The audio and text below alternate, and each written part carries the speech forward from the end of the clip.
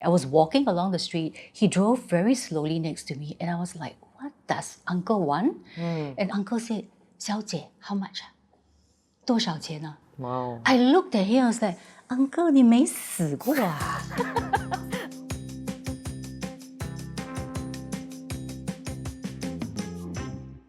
Hi, welcome to another episode of The Real Deal. Today I'm so excited because we have someone very special in the room with us today. She is a veteran broadcaster, presenter, host, panelist, moderator, speaker. I'm so happy that you've joined us today. Thank you for being here, Diana Sir. Thank you. Yeah, so we've spent years watching you present in many different ways and forms on screen. Some people are surprised to find out that you actually grew up in surprising circumstances, that you grew up in a one-room flat. What do you remember about that time, your childhood? I think my mom was one of those mothers and women in the 1970s who were working in factories that were starting to be built in Singapore. My dad was a contractor.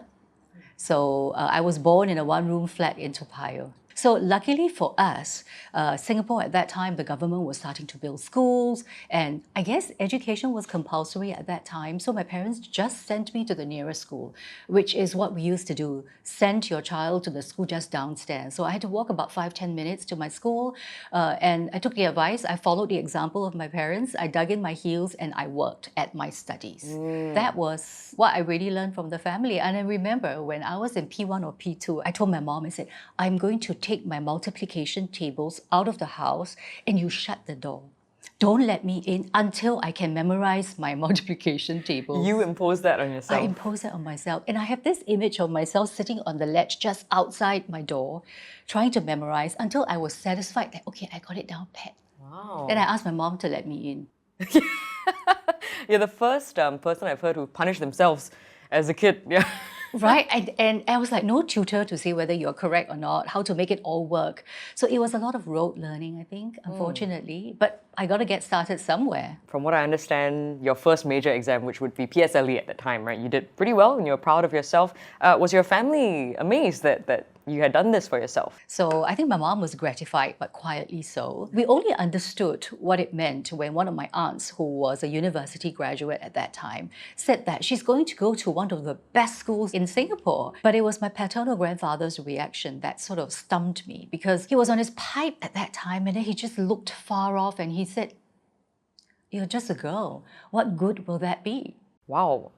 As a 12-year-old girl, would you say that was the first time that you noticed that there were different standards for girls versus boys when it came to education? I think so, because in our school, everyone was treated the same, whether you're a boy or a girl. I mean, I didn't realize that boys were supposed to be better than girls. How do you remember feeling when you heard that? It must have been a bit of a shock to the system. It was a little bit sad, but I think I was stubborn as well, because, because immediately that personality in me says that I will take this calmly. And I will not say anything rude to you, because my mom says you cannot be rude to your grandparents, but I will continue digging in my heels and work. Yeah, and dig you did. You went to pretty good schools after that.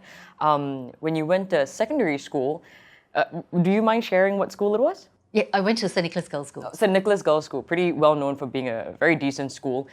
When you go there, you come from the background that you did, and many of the girls there, I assume, came from very different backgrounds. What was that experience like for you? Well, it was a bit of a culture shock, to say the least, because I came from a neighborhood school and I was top in school, and all of a sudden I went to a much larger pond.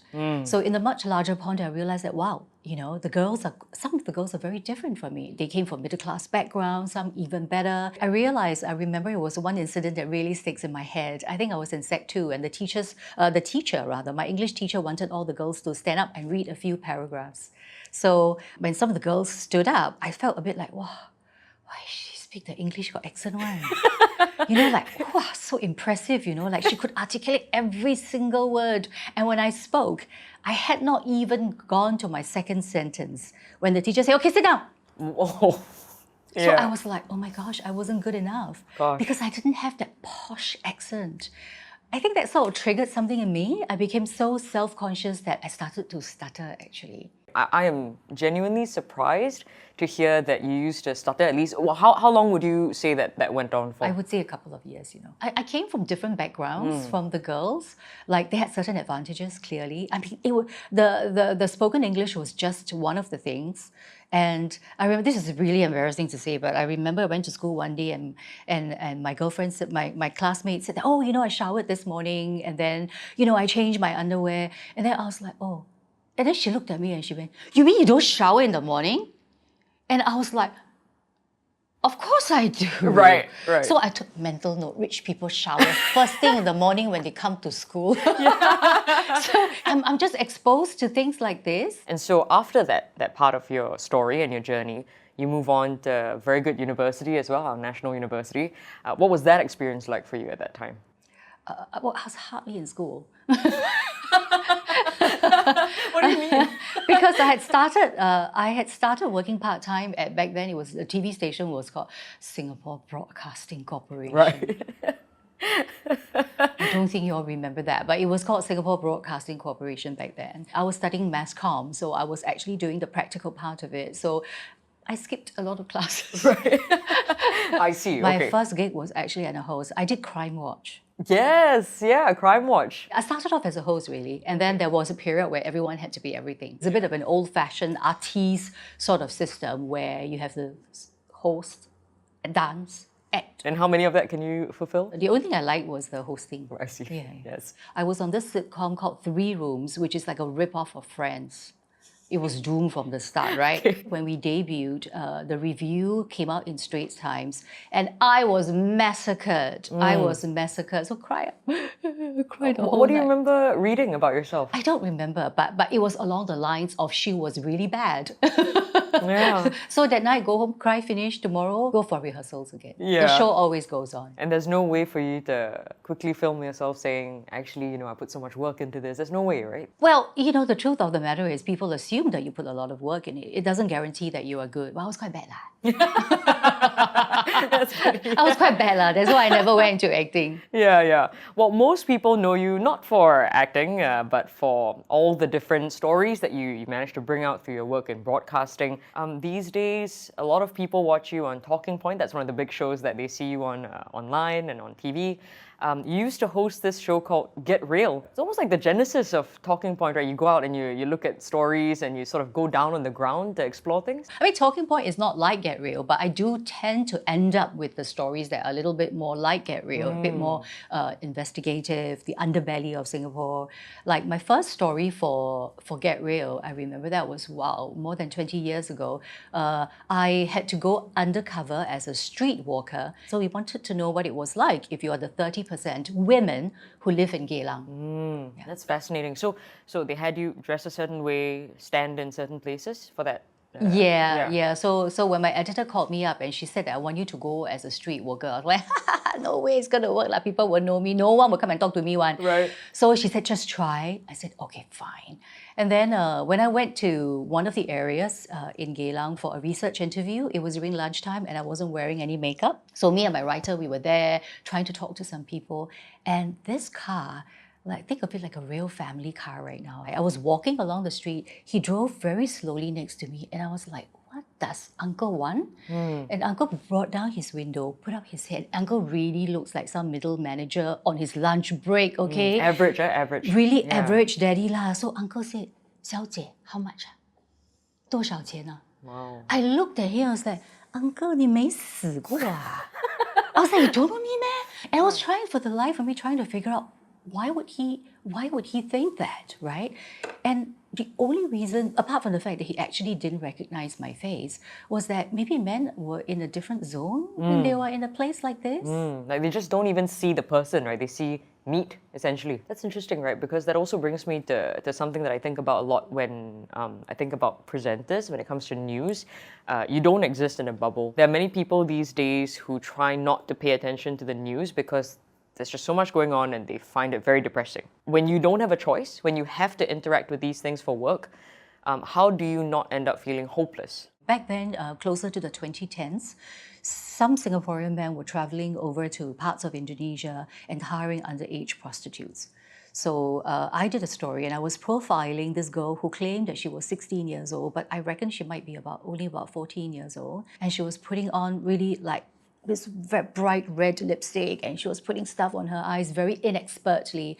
And I felt this immense sadness that she was going to walk into that horrible looking club and have sex with maybe one or two men that night. So she told me that her oldest customer was a man from Singapore who was 70 years old. Yeah, I'm trying to imagine what that feels like to have this 14, 15, 16-year-old girl beside you and truly being helpless because you're there to report, but you can't do anything. You can't say, stay here and don't do this, right? I think a lot of the stories that we do, because we are investigating why is it happening, could it have been prevented, that in itself gives hope because you are actually in a way contributing to solutions. By telling their stories, by publicizing and letting people know about their stories, we make a difference in a different way. And by stopping the flow of men who continue to exploit these women, we are doing our part. You go down and you report on these stories and you see things for what they are on the ground. And then you come back to Singapore where we live in really relative comfort. When you first started doing that, was there ever any sense of almost guilt at the difference in how we live? Guilt is not the way to describe it, but sometimes I do wonder if Singaporeans can be a bit more open-minded.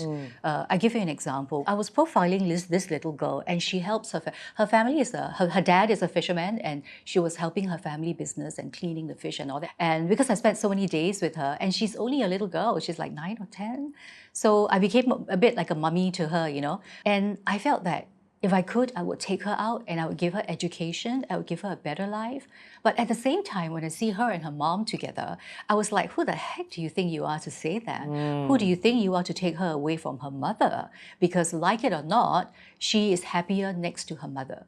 Who was I to think that I could give her a better life? And so what if I did? What an interesting perspective, almost like recognizing that we may have a bit of a savior complex here. A little bit, and also the fact that we are not better.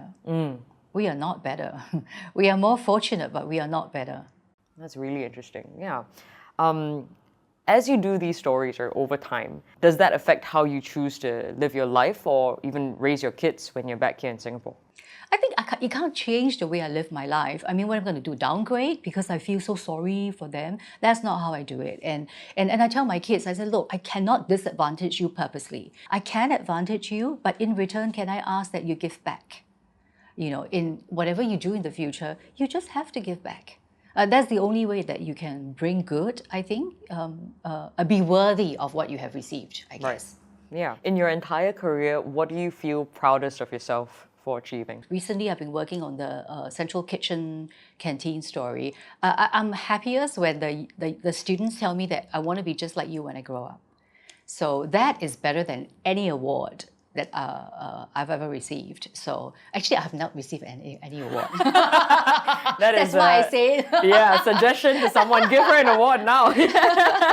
Yeah, you know, most people, if they were asked to describe Diana Sir, right, just off watching you online and on TV, they would describe you as someone who's poised, polished. That's how you come across. Is that something that you still do very consciously, or is it just habit at this point? It's habit in the sense that you know a routine that's going to get you into the mood to be up there, and there's 1,000 people in the audience, and the moment they say cue Diana, you walk up on stage and you are like, I own this stage, you know. So I know how to get there. It's easier compared to last time. Do I feel less fear? A bit less than before, but absolute fear for sure. Really? Of course. Still? Yeah, like you are thinking, I'm not going to be able to say my opening lines, and I'm going to mess it up, and I'm going to embarrass myself. No one will ever hire me again. It's just, you know, it happens. Wow. But I guess when you are more professional, you know how to harness that energy and that fear to a more positive sort of outcome. So Right. yeah, I feel it. This poise, okay? This poise and way of being, does it only apply to when you're working? Or do you find yourself also behaving that way with your loved ones? No. My husband always asks me, how come you can remember 4-hour show script? You cannot remember to do a simple thing for me? Completely different. Like he always says, I was like, yeah, when I'm in my work mode, I can remember a lot of things. Right. Yeah, but my kids do get annoyed. Sometimes when I get into my work mode and I ask follow-up questions with them and they will be like, get off that mode. You know, it's annoying. Yeah. Since we're talking about motherhood, let's talk about that for a little bit. In 2006, you stepped away from a job that you say you loved with CNA. That was when you were having your first kid. How did you end up deciding to step back? It was a very easy decision because I was quite late to motherhood. I had my first one when I was 34 years old. So I just wanted to focus on my family, but I did not completely leave the business. I love what I do, so I had sort of like kept one foot in the business. Right. You've done some posts online where you talk about a little bit of an empty nester sort of feeling where, oh, now the largest one doesn't need you anymore, right? Would you tell me more about that feeling? Does it really feel like they're sort of growing up and moving out? Oh, it's very difficult. It's a very, very difficult stage when you realize that your babies don't need you anymore. I'm curious that you still feel that even though you've continued to be a career woman. Yeah, absolutely. Because that connection with your children, that need to be involved in their lives, I think maybe for me the key thing is you will no longer be needed in their lives. So that is very odd to me. I need to focus on two things. One, doing more things with my husband because when you have the kids will take priority and your husband. And then the other thing would be actually to continue to work. I still enjoy a lot the work that I do. So I might go back to school. As long as I'm healthy, there are so many things I can do. Yeah. So I'd like to get your thoughts on this. So I used to hear this not even today, okay, 10 years ago when I was in my 20s, so very young, and people would be telling me this when I told them what I wanted to do for work. They would say, Ken, yeah, you want to present, that's fine and good, but you better have another plan for what you want to do after because there's an age limit for women when it comes to being on screen or on stage. Has that been said to you before? I said that to myself a lot, that, when you don't have the looks anymore, then it's better that you go behind the scenes. I had those doubts even as recently as last month, asking myself, okay, I don't want to deal with this having to look good thing. Because like it or not, audiences will be judgmental. And now with socials, it's even worse, right? Because you look a certain way on your social, and then when they see you on television, they say, oh, two different persons. Right? I can't tell you that, well, the lighting changes. Because when I take my own photo, I can find the best angle, best lighting. But when I'm out on a job, it's like run and gun. You must constantly feel like there are just all these comments about your appearance all the time. What does that feel like? It's been a part of my life for the last 30 years. So I sort of like expect that it will come. But I think it was harder on my children as they were growing up. They started to understand what people around me were saying. Like someone would walk past me and then I would be able to hear really loudly someone saying that, hey, that's Dinosaur, right? Was she very short in person? And I'll be like, I've heard that my entire life. And my children will be like, did they just do that in front of you? Yeah. I was like, it's okay, used to it already. Yeah. They're angrier because it's their mom. Yes. Yeah. So I think initially, but after a while, they sort of realized that because I was not reacting that way. I mean, in Asia in general, there's a bit more of the looks premium. And people want to see someone who is pleasant to the eye, particularly for women. Actually, I can deal with it, I can deal with it if you expect your presenter to be good looking, but apply the same standard for men. Why you put that old man on TV? Yeah. You know what I mean? Yeah. Because like the more wrinkles they have, they're supposed to be a bit more steady. But actually, the older we are, we're also more steady. Yeah. I think we should tell them that, let me define it. Let me define the time that I will leave. And I will leave graciously and I will leave gracefully. Yeah. For women or young girls who are watching this and they're wondering, how do I slowly grow up and be more like Diana in terms of how I present myself, how I speak, what sort of advice would you give them? Stay humble, because if you think that you're sort of like getting there, you need to look at how you can be better. Something I didn't do before was to find a mentor or a sponsor. Someone who is willing to help you in your work, someone who is willing to, who has faith in you and who feels that, look, if you want to go this way, you should try. I think it really helps to have someone who is with you for a couple of years so that this person can see you grow. Diana, the one person that's seen you grow is yourself, right? From that kid that was in that one-room flat and then all the things that you've been through in the last 50 plus years. If I could take you back to that day when your grandfather said that to you, said, why are you so excited about PSLE doing well? You're just a girl. What would you tell that 12-year-old girl? Actually, that's still the same thing. I would tell the 12-year-old girl the same thing, and that is ignore him. Ignore him and do your own thing. I was supremely lucky. I went to a school whereby one of the first few things I remember my principal telling me was, girls, you can do anything. I think short of, it's one word, empowerment. look for someone, maybe that's my advice to girls, to go back to what I had said earlier, staying humble, but look for the person who empowers you. Can I share a personal sentiment with you? So everything you've said about wanting to be a role model to the young ones, valuing education and the way you present yourself and that intelligence, right, over just how do I look on social media, can I tell you that it's meant a lot to me. So thank you for doing that for young girls in Singapore. Thank you. Thank you. Thank you for being here on the show and spending time sharing your story with us today. It's a great pleasure.